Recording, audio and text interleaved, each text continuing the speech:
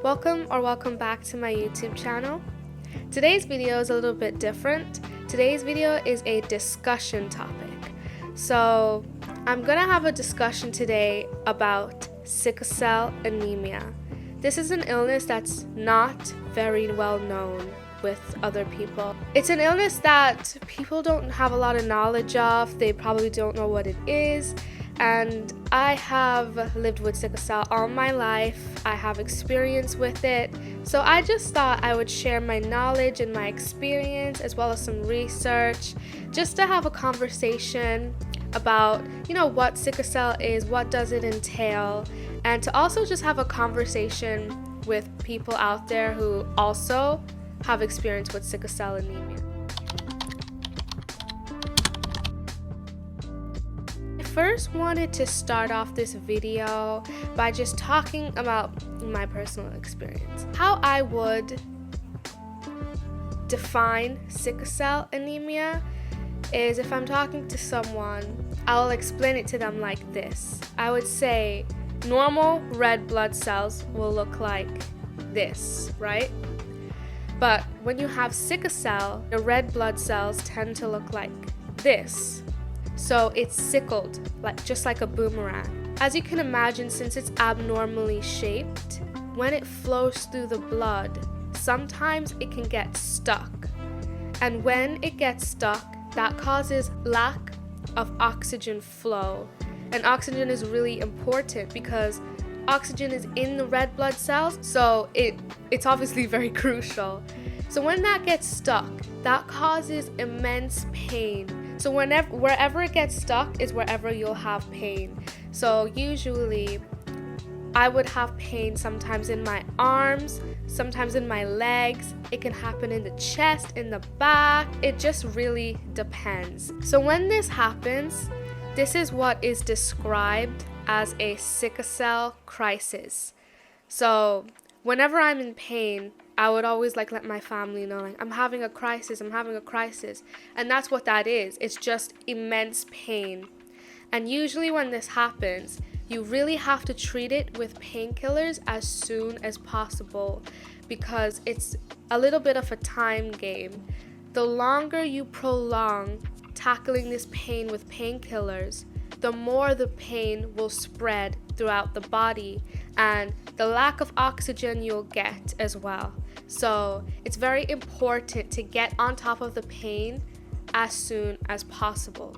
So I have my laptop here, and the first thing you see when you type in sickle cell anemia in on Google is, this is by Mayo Clinic, mayoclinic.org, and they say that sickle cell anemia is caused by a change in the gene that tells the body to make the iron-rich compound in red blood cells called hemoglobin. Hemoglobin is a key word. Hemoglobin enables red blood cells to carry oxygen from the lungs throughout the body. So you can imagine the complexities of this illness.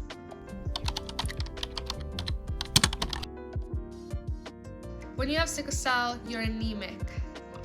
And I have definitely struggled with, anemia. Usually people have big, healthy veins in their arms. If you ever need a blood test, right? You probably won't have much difficulty getting blood. But when you have sickle cell anemia, that's a very, very challenging thing. It's always the worst thing that prolongs everything else whenever I'm in the hospital. My veins are really, really fine. They're really tiny and small, and they're very stubborn. So it's really, really hard to get blood from me whenever I'm in the hospital because I'm anemic. And getting bloods is very crucial because you need to check the hemoglobin levels. So that is definitely something that has an impact on me whenever I'm sick. Cold weather. Cold weather is number one. So I live in Northern Ireland. So Northern Ireland is more of a cold country. It's definitely not famous for its sunshine. Its sunshine is actually very rare. So I definitely struggle with the cold a lot here. I always have to make sure I'm warm. I always have to make sure my home is warm. because when you're cold, you get like really exposed, and that can bring on pain as well. But it's also a double thing, because if you live in a hot country, dehydration is the next thing that causes sickle cell pain. So if you're in a hot country, you need to be well hydrated, because if you're dehydrated, then that causes pain as well. Another thing that causes sickle cell pain is stress. And this is probably one of the worst factors, because stress is something that shows up in your daily life. Everyone has dealt with stress at least one point in their life, and it's something you cannot control. You know, you could be stressed about something in the back of your mind, and you're not even fully aware of it. That's a possibility. So you always have to make sure that if you have sickle cell, but also in general, even just as a regular person, you have to check in with your mental health and make sure that you're not too stressed, you're not too worried, because this could also cause sickle cell pain. Another cause of sickle cell pain is exhaustion. You can't overexert yourself. You always have to make sure you've got enough rest, because exhaustion can also bring on sickle cell pain. Sickle cell can be a bit more complicated as well, because when you have sickle cell anemia, you automatically have a more fragile immune system, which means you can get sick really easily. In my experience, if someone has a cold, I can literally catch an infection from that cold. So I always have to be very careful around people who are sick, because then they can pass that on to me. And instead of me just getting a normal cold, that can just turn into something even more complicated. I could get an infection. Infection causes pain, and then that sends me into the hospital. So you really have to be careful. You really have to watch out. How that affected me, it made me a little bit of a clean freak in my life, because I consider myself a little bit of a germaphobe. I'm always trying to protect myself, and I'm always washing my hands. It's really important to do that. But it's also important to make sure that your surroundings are clean and fresh and everything like that, you know. It's just better to take extra caution just so you can prevent these things from happening.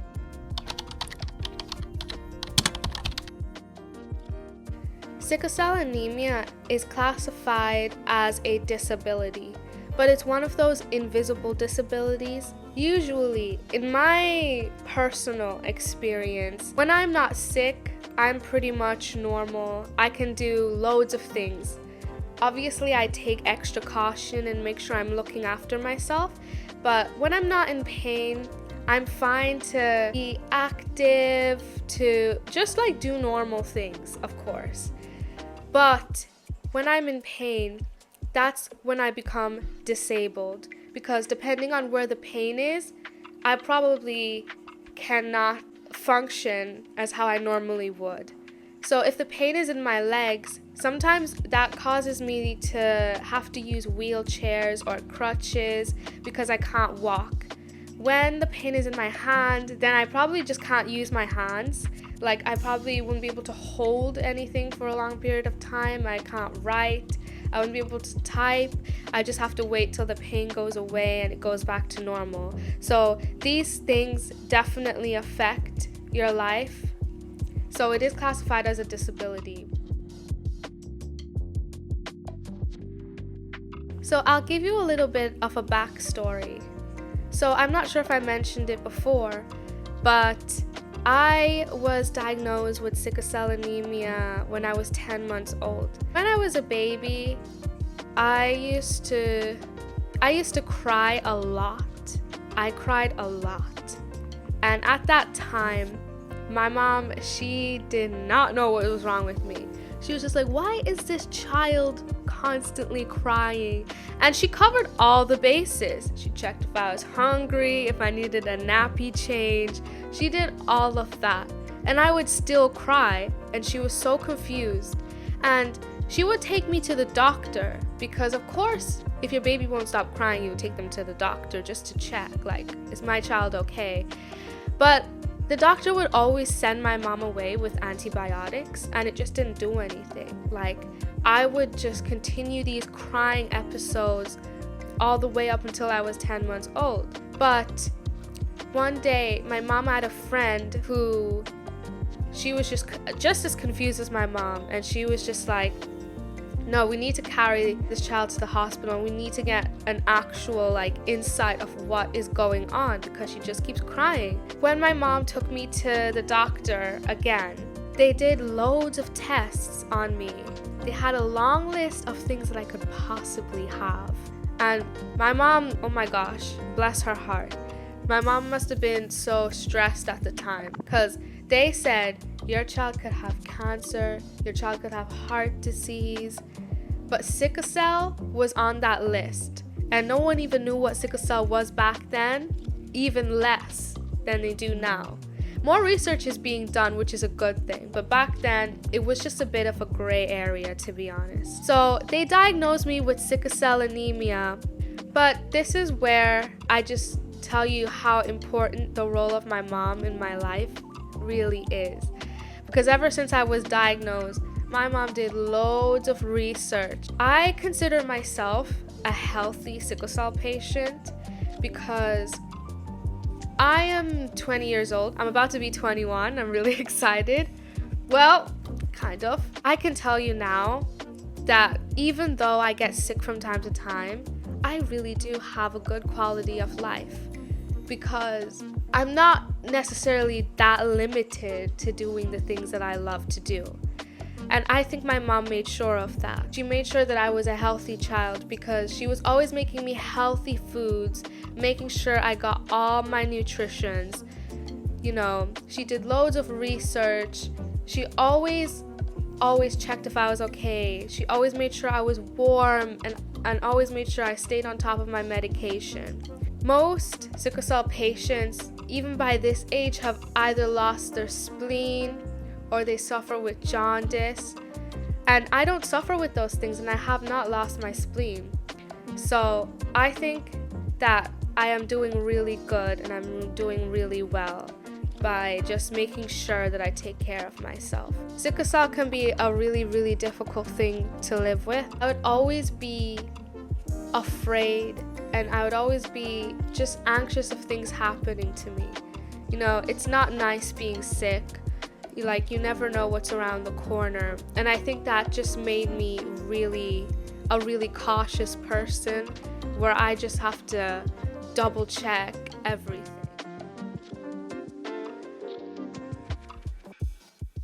Sickle cell anemia is very popular within the Afro-Caribbean community, but it can also affect people in the Middle East as well. And I think that's partly why it's just not well known. You know, it's because mostly people of color contract this. You're probably wondering, how did I even get sickle cell in the first place? Well, how you obtain sickle cell is through your bloodline. There is an important hemoglobin genes. It's called hemoglobin S. If you get one from each parent, you can end up with the sickle cell trait, which is not the disease, it's just that gene. So you could pass it on, but you're not necessarily affected by it. Or you can end up with the full illness like me. So my mom had the gene, and also my dad had the gene, and that's why I have sickle cell. So it's definitely something you're born with. I take 4 medications for sickle cell. Penicillin, which is a antibiotic to help prevent infection. Folic acid helps your bones, basically. Vitamin D, especially living in a country which is mostly cold. I definitely do suffer from vitamin D deficiency, so I take vitamin D supplements to help bring that up a bit. The most important medication that I have been on for a few years now, which has definitely helped to improve my life, is called hydroxycarbamide. According to Cancer Research UK, hydroxycarbamide is one of a group of chemotherapy drugs known as antimetabolites. I hope I pronounced that right. These drugs stop cells making and repairing DNA. Ever since I've been on that, it has helped immensely. So is there a cure for sickle cell anemia? Well, according to the NHS, stem cell or bone marrow transplants are the only cure for sickle cell disease, but they are not done very often because of the significant risks involved.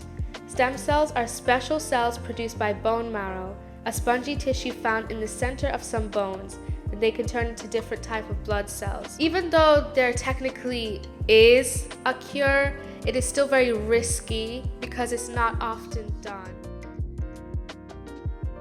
Sickle cell anemia can also affect your vision.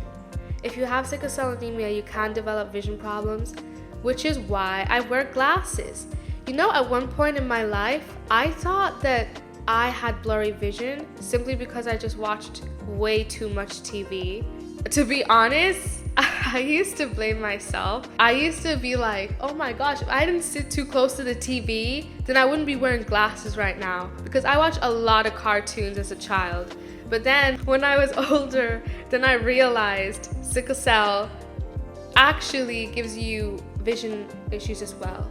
So that's the reason why I wear glasses. Yeah, I thought that was really interesting though, because I didn't know that was a thing.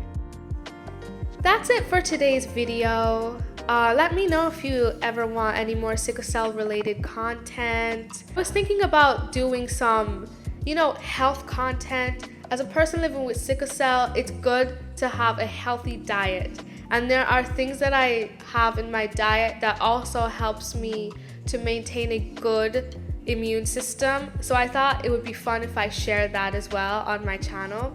So let me know if that would be something you'd be interested in. I hope you are have a little bit more knowledge about what exactly sickle cell anemia is. Let me know in the comments below if you have any questions, or if you also live with sickle cell anemia. You can also comment your experience with it as well. That's it for today. Thank you so much for watching, and I'll see you in the next one. Bye!